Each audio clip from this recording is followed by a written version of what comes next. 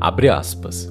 A diferença do Sol, que é brilhante, merecedor de confiança e quente, a Lua é pálida, inconstante e fria. No entanto, pela sua iluminação, podemos ver sombras até então desconhecidas. Ao passo que à luz do Sol, os objetos se destacam nítidos, como entidades separadas de formas agudamente definidas. Sob o brilho da Lua, essas categorias feitas pelo homem se dissolvem, oferecendo-nos uma nova experiência de nós mesmos e do nosso mundo. É assustador, a princípio, encontrar o nosso mundo tão bem compartimentalizado, dissolvido no fluxo bruxuleante do luar. À medida, porém, que os nossos olhos se afazem às revelações da Lua, nossos temores também começam a dissolver-se em assombro e reverência. Fecha aspas. Esse é um trecho da Sally Nichols no livro Jung e o Tarô.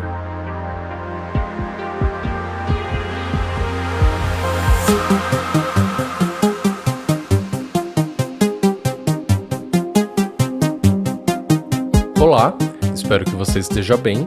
Meu nome é Diego Ponciano e esse é o 62º episódio do Alouca Tarô Podcast. Bem-vindo!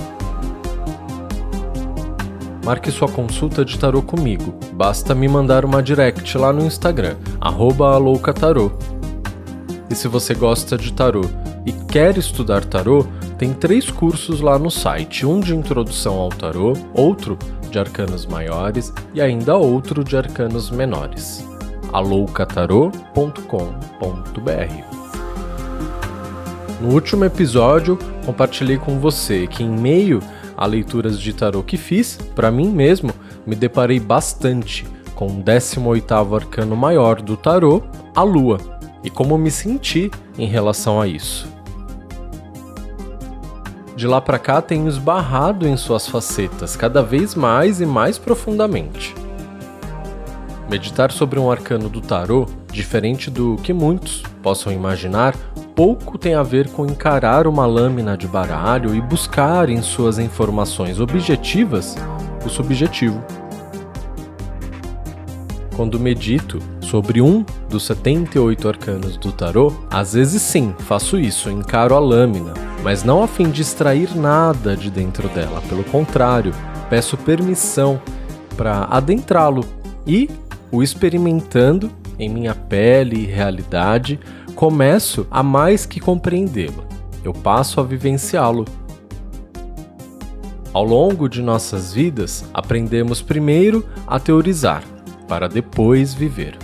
Fomos à escola aprender matemática, o português, as ciências e todas as regras que as abraçam. Mas raramente fomos estimulados a perceber, ouvir, sentir e ir além das caixas que sim são importantes na nossa experiência na Terra, mas que não são o todo. Assim, deixamos passar o sensível e as coisas que a olhos nus são difíceis de perceber. Encaixamos uma peça na outra, montamos quebra-cabeças e respondemos rapidamente o resultado de uma equação. Tudo ao nosso redor responde à lógica, à matéria e aos seus desdobramentos. E novamente, embora sejam de extrema importância em nossas vidas, além de serem grandes símbolos de nossa evolução, todas essas coisas ainda não nos definem. Abre aspas. Qual é então o estado da inteligência que abandonou toda a metafísica e se decidiu a limitar-se só aos fatos objetivos dos sentidos? O que é mais característico desse estado é que a inteligência não se move mais para frente, mas para trás. Ela procura no menos desenvolvido e no mais primitivo a causa e a explicação do que é mais desenvolvido e mais avançado. Procura a causa eficiente do mundo não nos cimos da consciência criadora, mas nas profundezas do inconsciente.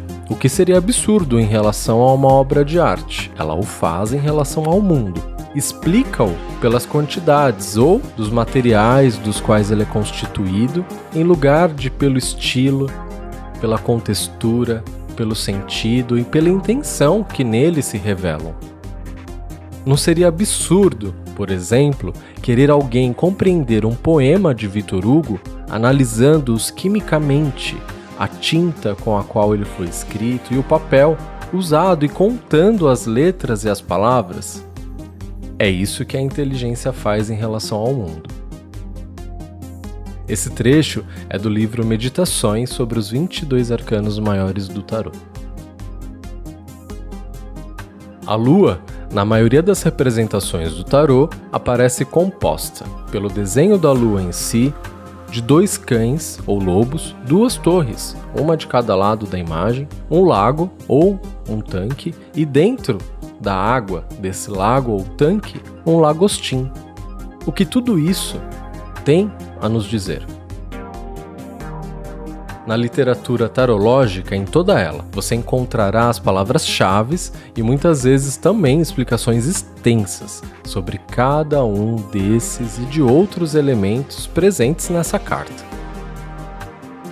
Meu convite é outro. Imagine agora que você se deparou com essa figura sem nunca ter ouvido falar a seu respeito e desconhece totalmente seu contexto.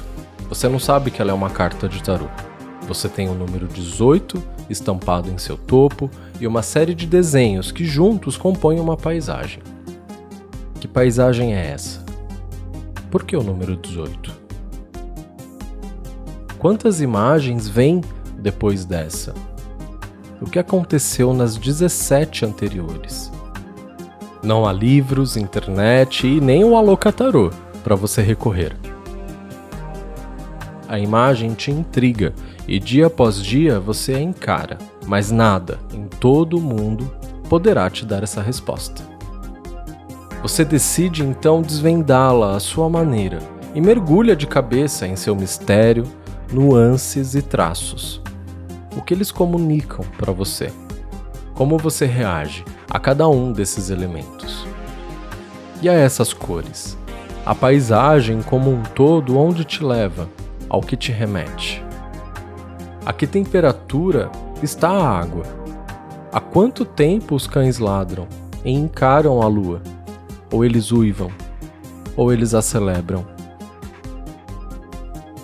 O lagostim está submerso e em paz. Ou ele, como você, é um mero espectador do anoitecer. Abre aspas. O herói não pode voltar atrás. Já expulso da torre mundana, das ideias sediças e dos padrões convencionais, privado da mulher estrela, acha-se entre mundos, numa espécie de terra de ninguém, sem nenhuma ponte aparente que lhe facilite a travessia. É um proscrito da civilização e, na verdade, da espécie humana. Como uma besta, só pode sujeitar-se ao fado, confiando em seu instinto animal para chegar ao seu destino. Fecha aspas. Esse é mais um trecho da Sally Nichols no livro Jung e o Tarô. Assim como nesse trecho, nós também fazemos isso, com infinitas situações em nossas vidas. Frente a obstáculos, recuamos e a qualquer sinal de ameaça, nos amedrontamos. Essa é a reação natural, instintiva e nos manterá salvos, mas não pode durar para sempre. Resguardados, temos a oportunidade de encarar melhor esses obstáculos, seus desafios e como nos ameaçam. Aqui podemos, através da observação do pendurado, investigar os elementos ao nosso redor sem identificação, sem a busca por respostas fechadas. Sentir medo é normal, recuar também, mas é o que fazemos depois dessas coisas que é fator decisivo. Abre aspas. Essa é a hora da verdade do herói.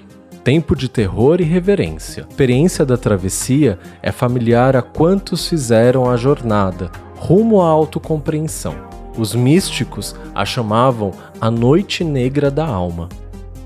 Em mitos e lendas aparece como a jornada noturna do mar, onde, tradicionalmente, como Jonas na barriga da baleia, o herói precisa vencer o monstro que pode devorar-lhe a consciência e mantê-lo cativo. Em termos psicológicos, isso simboliza a vitória sobre os aspectos devoradores do inconsciente, o qual, de outro modo, engoliria a consciência do seu ego, acarretando a psicose. Fecha aspas. O lagostim pode ser encarado como um elemento a mais na composição dessa carta, ou podemos nos ver nele. É como se o louco, depois de quase toda a jornada arcana, devido ao medo causado pela noite, suas sombras, cães e torres distantes, se trancasse em seu exoesqueleto e mergulhasse em seu lago de águas paradas, lugar de sentimentos e ressentimentos estagnados, que só apavoram e causam ansiedade, nada mais. Nos trancamos também em exoesqueletos de todos os tipos e até nos apegamos a eles. É uma maneira ancestral de evitar o conflito, de encarar a noite e atravessá-la. Abre aspas. Descer às profundezas significa ser privado da costumeira orientação diurna. Nessa condição, descrita em algumas culturas primitivas como perda da alma, só podemos ser guiados e finalmente salvos por intermédio do conhecimento instintual. Somos atirados de volta à sabedoria primitiva do corpo. Fecha aspas. A lua se dá no finalzinho da jornada arcana, e quando achávamos que, depois dos últimos acontecimentos no Diabo, Torre e Estrela, encontraríamos sossego, nos é dado a loucura e as incertezas do 18º arcano. Assim acontece também nas nossas jornadas pessoais, quando depois de tanto sobe e desce, faz e acontece, ao invés de alcançarmos aquilo que tanto buscamos e nos preparamos para alcançar, só encontramos medo e as ameaças externas e internas. Mas são principalmente as ameaças de dentro que, como disse lá no Instagram, nos convencem de que uma montanha de roupas na poltrona do quarto, à luz do luar, é um bicho-papão. Abre aspas. À proporção que o herói do tarô se entrega ao encantamento da paisagem lunar, o horrendo ladrar dos animais parece menos ameaçador. Talvez estejam apenas ladrando à lua. Ele principia a sentir uma afinidade de criatura com os dois mastins, acorrentados como ele ao feitiço da deusa da noite. Agora os seus uivos, já não rancorosos, começam a soar-lhes aos ouvidos como pedidos de socorro.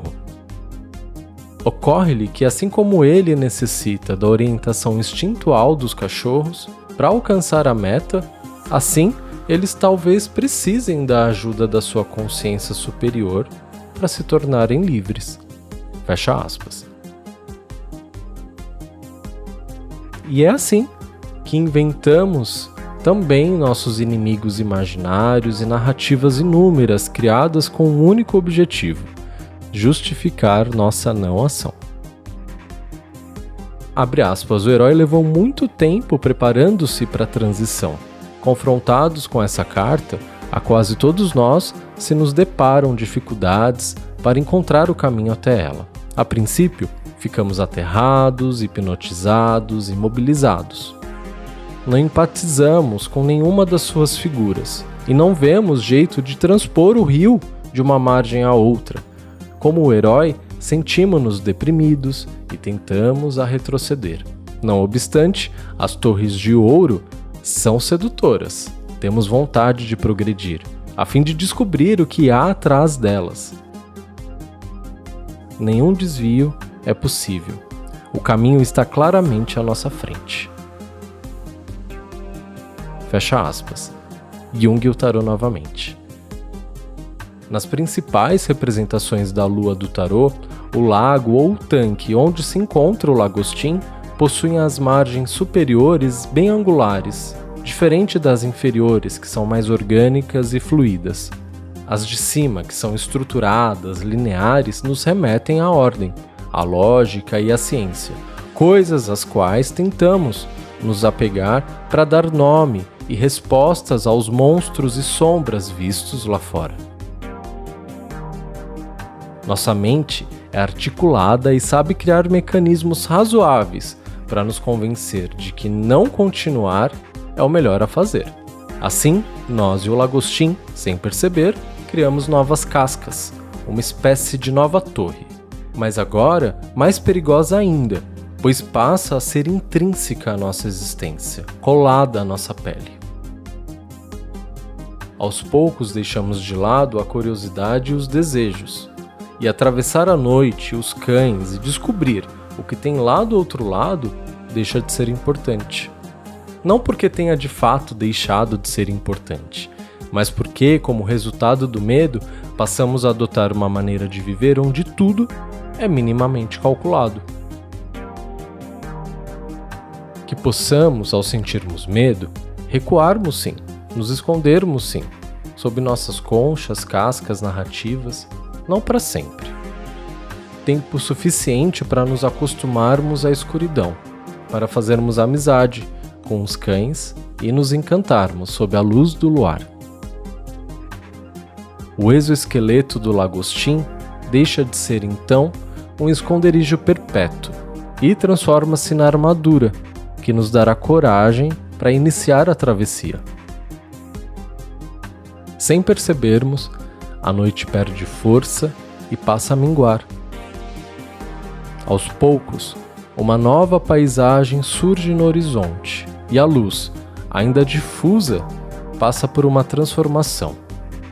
Enquanto que o exoesqueleto perde sua densidade e também aos poucos evapora.